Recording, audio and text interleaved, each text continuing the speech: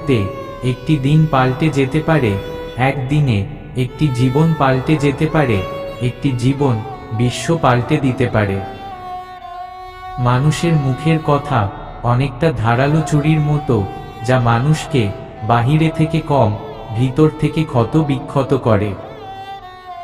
নিজেকে কখনো অন্যের সাথে তুলনা করতে নেই, কারণ সূর্য ও চন্দ্র তার নিজস্ব সঠিক সময় জগৎকে আলো প্রদান করে। জীবনে নিয়ম হলো সর্বদা ভুল মানুষগুলোই আপনাকে সঠিক শিক্ষা দেবে, যা আপনাকে গ্রহণ করতে হবে।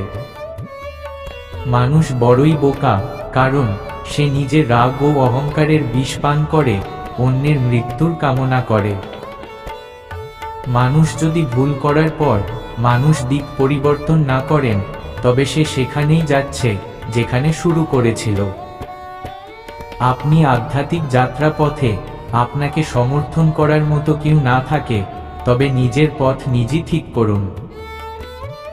জীবনে আমাদের গন্তব্যে পৌঁছতে কেউ সাহায্য করতে পারবে না, কারণ নিজের কর্ম ছাড়া কর্মফলের আশা করা বৃথা। আমরা যদি একটি ছোট্ট ফুলের আদি ও অন্তের অলৌকিক ঘটনাটি বুঝতে পারতাম, তবে আমাদের পুরো জীবনটাই বদলে যেত। আপনি কি বা আপনি কে, তার উপর সুখ নির্ভর করে না, এটি সম্পূর্ণরূপে আপনি কি ভাবেন তার উপর নির্ভর করে। অতীতে বাস করে ভবিষ্যতের স্বপ্ন না দেখে শুধুই বর্তমান মুহূর্তে মনকে একাগ্র করুন, তবেই সঠিকভাবে জীবনকে উপভোগ করতে পারবেন।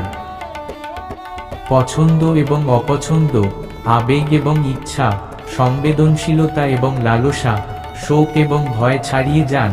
নিজেকে সংযুক্তি থেকে মুক্ত হলো জীবন। মানুষের দ্বারা করা সমস্ত অন্যায় কাজ নিজের মনের বিকারের কারণেই ঘটে। যদি মনকে আমরা সঠিক দিশা দিতে পারি, অন্যায় নিজে থেকেই বন্ধ হয়ে যাবে।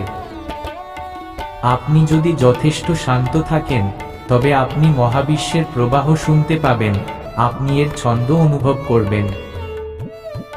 স্বাস্থ্য ব্যতীত জীবনকে জীবন বলা যায় না, এটি কেবল নিগ্রহ ও যন্ত্রণার একটি অবস্থা ও মৃত্যুর চিত্র স্বরূপ।